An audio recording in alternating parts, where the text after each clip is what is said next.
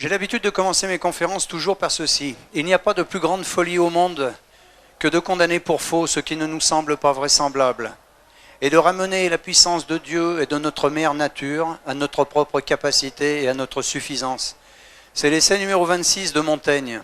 Il n'y a pas de plus grande folie au monde que de condamner pour faux ce qui ne nous semble pas vraisemblable. Parce que l'homme a des limites qu'il ne connaît pas, mais il se les fixe et il reste dedans, alors qu'il pourrait les transcender et les dépasser. Et vous allez voir qu'avec les cellules souches, vous allez découvrir des choses qui dépassent la raison raisonnante et qui sont pourtant la réalité. L'histoire du travail sur les cellules souches que j'ai réalisé a commencé il y a une dizaine d'années dans un endroit qui s'appelle Klamath Falls. Klamath Falls, ça se trouve aux États-Unis, en Oregon, où il y a un lac qui s'appelle le lac Klamath et où pousse une algue spécifique, la Phanizomenon flosaceae. La Phanizomenon flosaceae est une algue unique au monde. Unique au monde, elle est sauvage, elle ne pousse que là-bas, elle ne peut pas la cultiver. Et elle a une particularité, c'est l'aliment le plus riche connu à ce jour sur la planète, avec 115 micronutriments.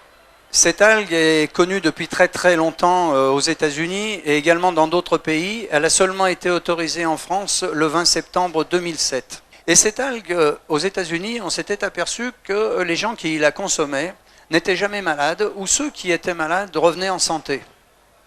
Et un de mes collègues me dit, et si dans cette algue il y avait des éléments, des molécules qui stimulent la production des cellules souches de moelle osseuse. La théorie des cellules souches date de Maximo en 1907. Vous voyez que ce n'est pas d'aujourd'hui, donc on n'a rien découvert. On a juste essayé d'appliquer, d'augmenter cette prolifération de ces cellules souches. Alors, l'homme est composé de 75 billions de cellules.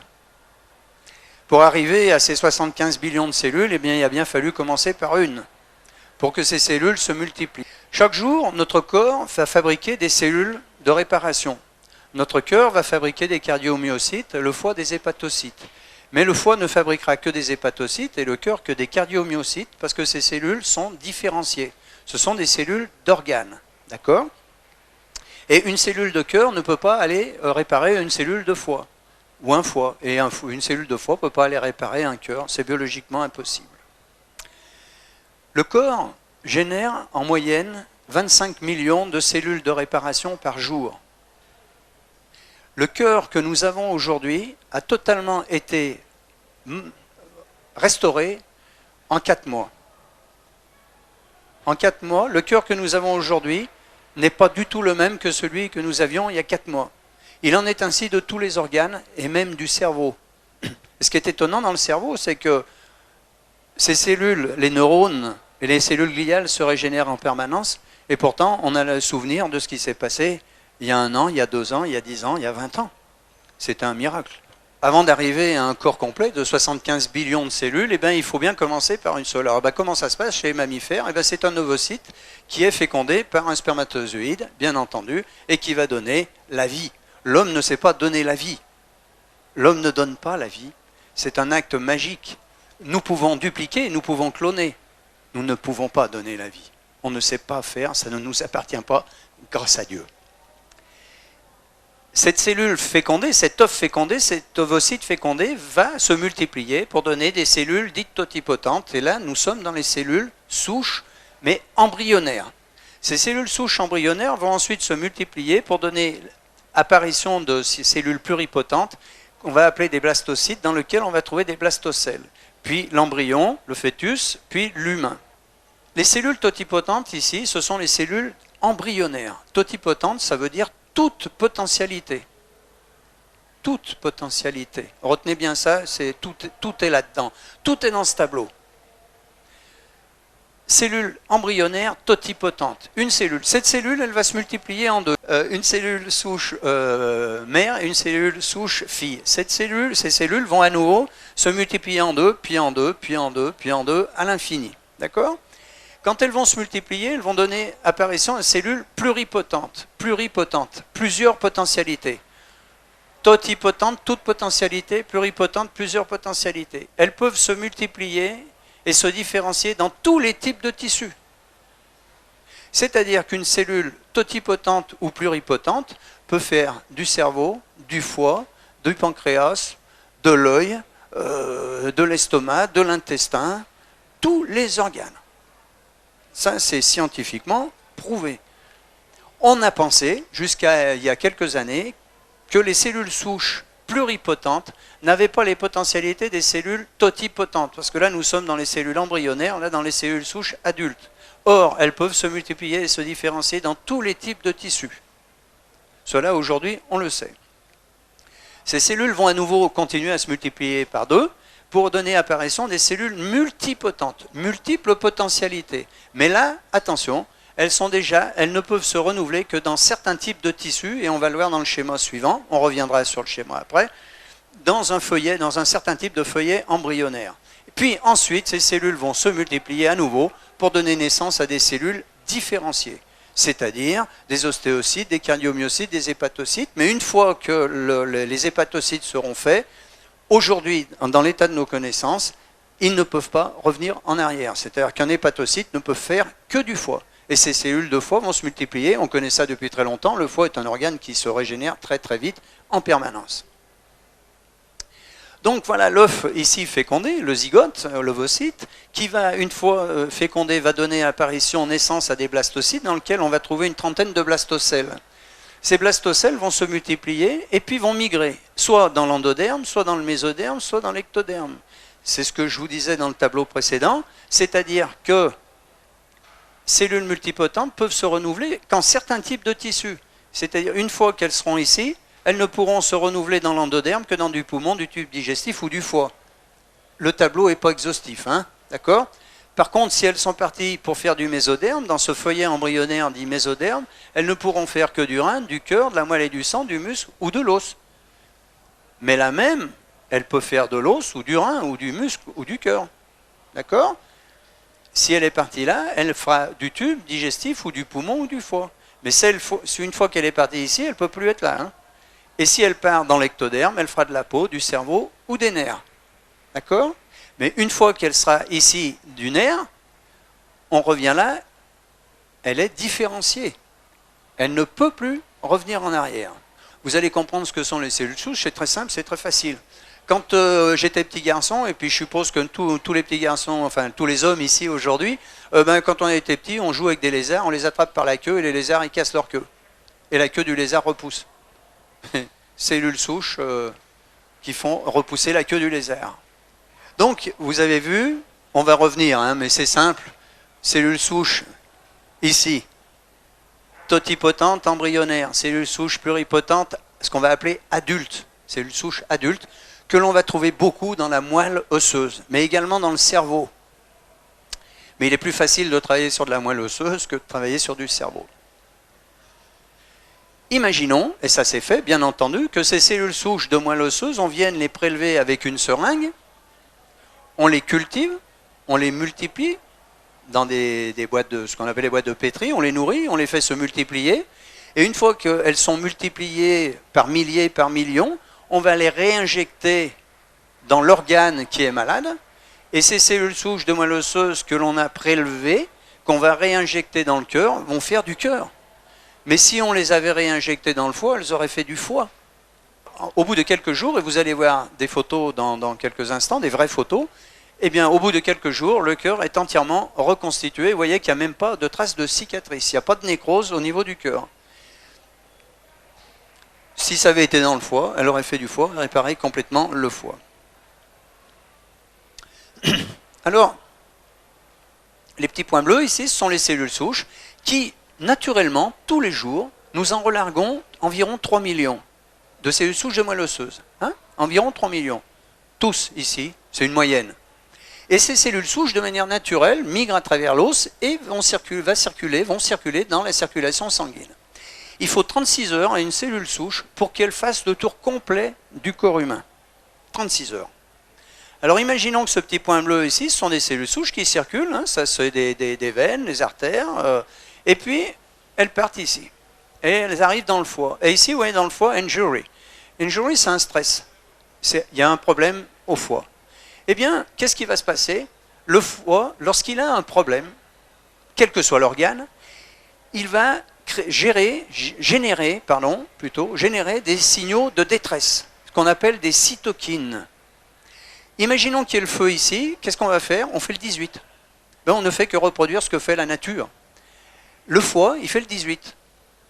Les cytokines vont appeler au secours. Donc, les cellules souches sont les pompiers, elles arrivent ici. Elles arrivent ici et elles vont réparer le foie, parce que le foie a appelé. Mais elles ne vont pas réparer ça comme ça par hasard. Et là, je vais vous montrer un tout petit morceau de film. Regardez-le bien, c'est assez impressionnant. Vous avez ici une cellule souche et ici ce qu'on appelle une cellule d'adhérence. Parce que les cytokines, ce sont ces signaux de détresse. Mais la cellule souche, quand elle va passer, elle va passer. Et comment elle va faire pour faire du foie? Eh bien, il faut qu'il y ait une cellule, ce qu'on appelle les cellules d'adhérence, qui vont les coopter. Et regardez bien ce qui va se passer. Ça, c'est une cellule souche. Ça, c'est une cellule d'adhérence. Regardez bien, ça ne dure pas longtemps, mais c'est très, très chouette. For the brain from embryonic stem cells. And it turns out that we're able to do this. And that these neural stem cells, as we call them. La cellule d'adhérence va chercher la cellule souche et lui dit, viens ici et toi, tu vas faire du foie, si c'est un problème de foie, ou du cœur, si c'est un problème de cœur. Ce film a été fait par l'université d'Édimbourg. C'est pas moi qui l'ai réalisé, mais je trouve que le petit morceau, bon, tout le reste, c'est très très chouette, mais celui-là est particulièrement beau. Donc cette cellule, ici, elle va passer, elle va arriver là parce qu'il y a eu des signaux de détresse des cytokines, et au moment où elle va passer là, il y a une cellule d'adhérence qui va la coopter, et pour dire, toi tu restes là, tu fais du foie. Et puis, il y en a beaucoup qui arrivent, et puis elles ressortent, soit parce que le problème est réglé, soit parce qu'il n'y a pas suffisamment à ce moment-là de cellules d'adhérence, donc elles vont refaire un tour. Et puis elle ressort, et puis elle vient ici. Et là, on s'aperçoit qu'il y a un problème sur le derme. Eh bien, exactement la même chose, cytokine, cellule d'adhérence, et celle qui était ici, qui est ressortie, qui n'a pas fait du foie, elle va faire du derme. Et si au lieu de venir ici, elle était partie là, eh bien, vous voyez, de l'intestin, cytokine, cellule d'adhérence, et elle va faire de l'intestin. Celle, quand elle est ici, elle ne sait pas si elle va faire du foie, de l'intestin ou du derme. Elle peut tout faire, pluripotente. C'est merveilleux, c'est merveilleux. Donc nous avons, chaque jour, 3 millions de cellules souches que nous libérons et qui sont capables de nous réparer. Lorsque l'on se blesse, je prends la main, c'est plus facile pour moi pour vous montrer, on se blesse à la main, eh bien vous savez qu'au bout il va y avoir du sang, et puis ça va coaguler, il va y avoir une croûte, et quand la croûte tombe, c'est réparé. Eh bien il y a des cellules souches évidemment de l'épiderme, et du derme si c'est profond, de l'épiderme en surface, qui sont venues réparer, mais également des cellules souches de moelle osseuse. Ah, c'est bien, vous dites ça, mais vous pouvez le prouver. Eh bien, c'était tout le but du travail, c'était de prouver que c'était bien des cellules souches. Alors, comment on fait? Eh bien, c'est très simple. Alors, un petit schéma ici, pour vous rappeler, si on parle bien de moelle osseuse, pas de moelle épinière, les cellules souches de moelle osseuse migrent à travers l'os, et ces cellules souches peuvent faire du muscle squelettique, des cellules épithéliales, des neurones, des cellules gliales, du muscle cardiaque, de la graisse, des globules rouges, des globules blancs, du cerveau, du foie, etc. Les mêmes. Les mêmes. Nous étions convaincus de ça, mais il fallait le démontrer. Donc nous avons demandé au professeur Orlik, vous voyez Orlik ici, le professeur Orlik, il travaille à l'université dans l'Illinois, et on lui a demandé, parce qu'il ne faut pas être à la fois juge et partie, il faut demander à l'extérieur, monsieur le professeur, est-ce que vous pouvez prouver que ce que l'on dit est vrai? Donc il a fait les essais. Alors qu'est-ce qu'il a fait? Eh bien il a provoqué une centaine d'infarctus du myocarde sur des souris. À ce moment-là, le professeur Orlik sépare ces 100 souris en 2 lots de 50. Il les remet dans leur cage, et dans les premières, il les remet dans leur cage et il leur donne à manger de la nourriture comme d'habitude. Et on s'aperçoit que 27 jours après, du groupe contrôle, il y a une scarification terrible au niveau du muscle ventriculaire, vous voyez en bleu ici, une toute petite reconstruction en rouge sur uniquement 17% de survivants. D'accord? Infarctus du myocarde, et on les laisse se débrouiller, on ne change rien au régime alimentaire. Sur le deuxième lot de souris de 50, le professeur Orlik les remet également dans leur cage, mais là, cette fois, il adjoint à la nourriture des molécules que nous avions isolées de l'algue bleu vert dont je vous ai parlé au départ. C'est pour ça que je vous ai rapidement parlé de l'algue bleu vert. Nous isolons 2 molécules et on la rajoute à la nourriture. Et qu'est-ce qui se passe quand on rajoute ces 2 molécules à la nourriture? 27 jours après, du groupe contrôle, Orlik renouvellement total du muscle ventriculaire. Vous voyez, il n'y a aucune scission, la cicatrice a complètement disparu. Ce sont des vraies photos, ça, hein, ce n'est pas des photos de montage. 73% de survivants contre 17%. Il n'y a pas d'effet placebo chez les animaux. Donc l'écart est réel. 17% chez celles qui se débrouillent toutes seules avec une toute petite, vous avez vu, revascularisation, un tout petit muscle.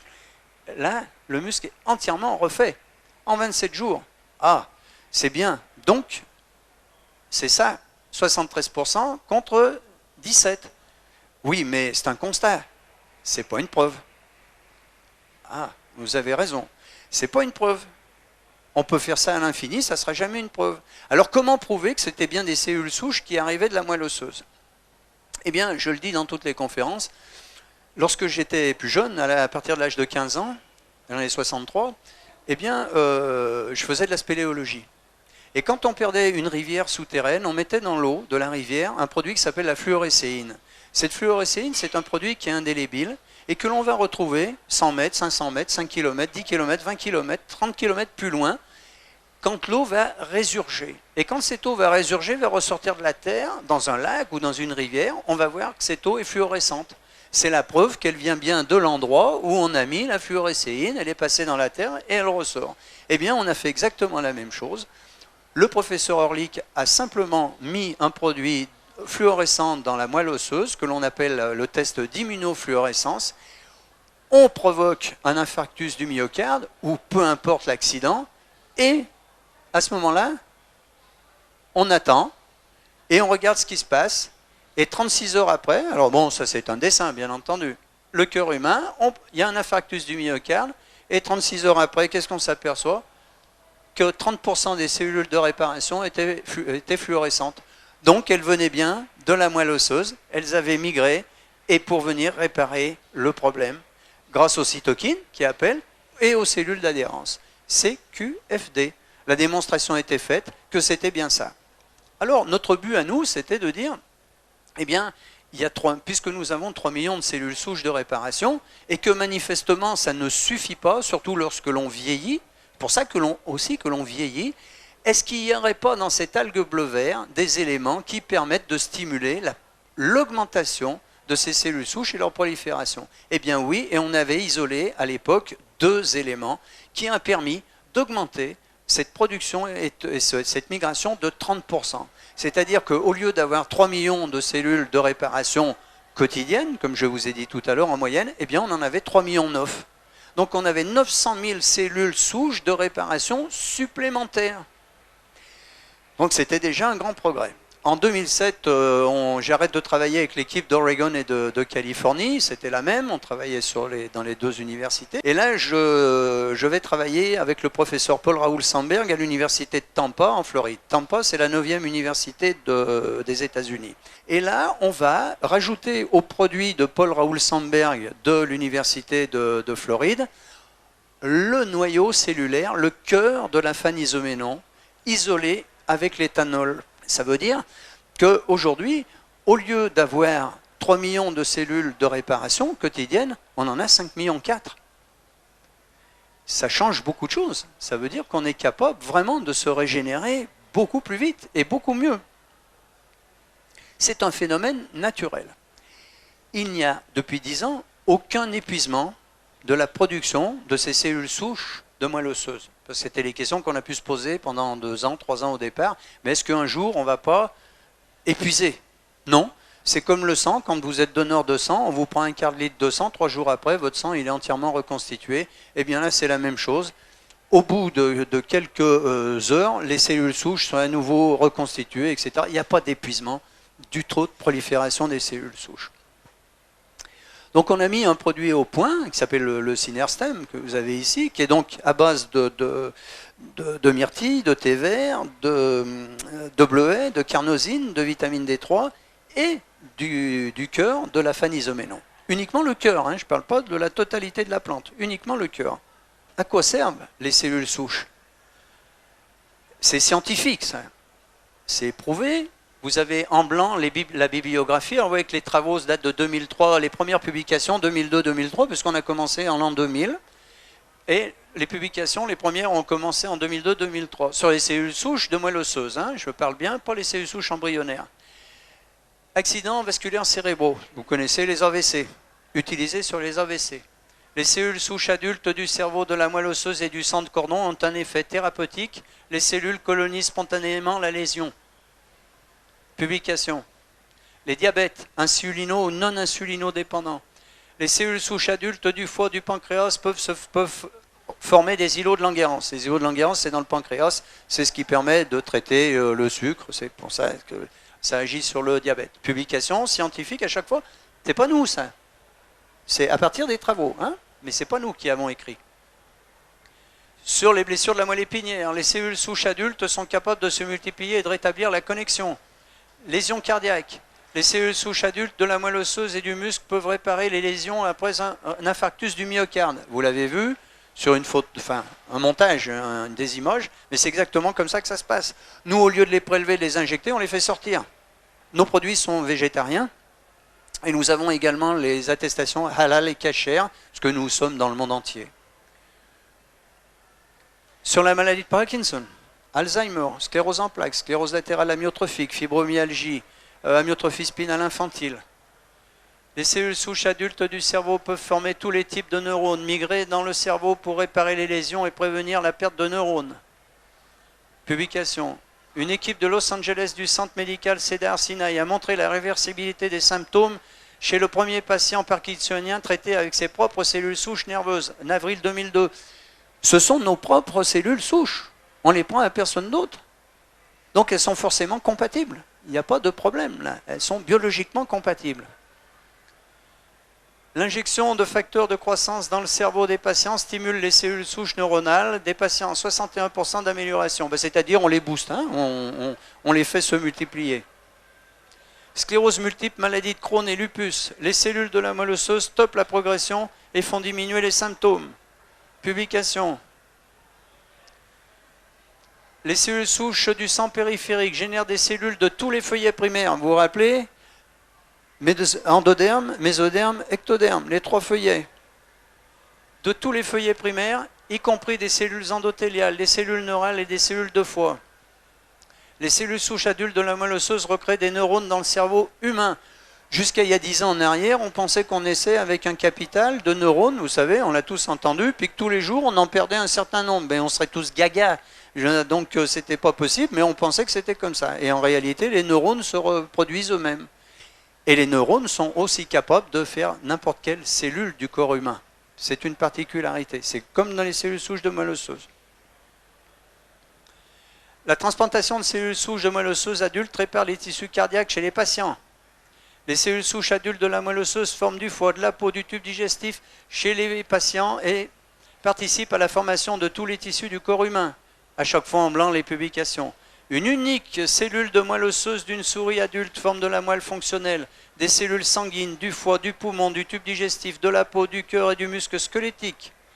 Les cellules souches adultes du cerveau se différencient en tissus de nombreux organes, cœur, poumon, intestin, rein, foie, système nerveux, muscles et autres tissus.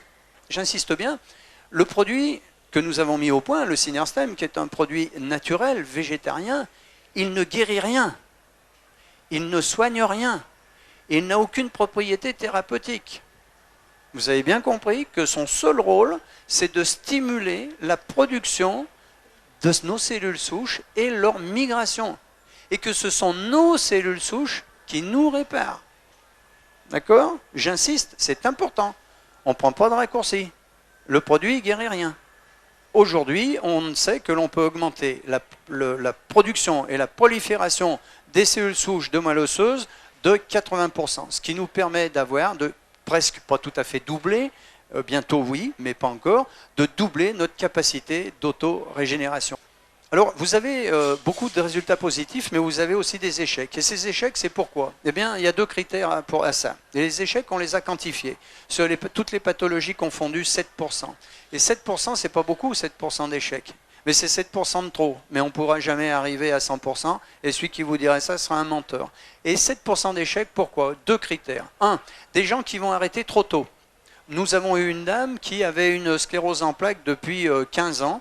et qui, cette année, là, au salon à Paris, vient me voir avec ses béquilles en me disant « Monsieur Ponnier, ça n'a pas marché. » Ah bon, c'est quoi une sclérose en plaques? Vous en avez pris pendant combien de temps? 4 mois. Et je ne suis pas la fée Clochette, ni Merlin l'Enchanteur, et je ne peux pas dire combien de temps ça prendra. Mais cette dame, elle avait une sclérose en plaques depuis 15 ans, il fallait qu'en 4 mois, elle soit debout, sans béquille. Mais je ne sais pas, peut-être qu'il fallait qu'elle fasse pendant 1 an. Et puis peut-être que ça n'aurait jamais marché. Parce qu'il y a des gens chez qui ça ne marche pas. Et ça ne marchera jamais, parce qu'il y a une partie de la population dans le monde qui ne relâche pas les cellules souches de moelle osseuse. Donc ils n'ont pas cette capacité supplémentaire pour s'auto-régénérer. Voilà. Mais je ne sais pas expliquer pourquoi. Les cellules souches de moelle osseuse, également, ne sont jamais cancéreuses. Je ne sais pas si je l'ai dit, mais je le dis, c'est important, ne sont jamais cancéreuses. Vous savez, j'aime bien aussi cette phrase de Mark Twain. C'était impossible, mais ils ne le savaient pas. Alors, ils l'ont fait.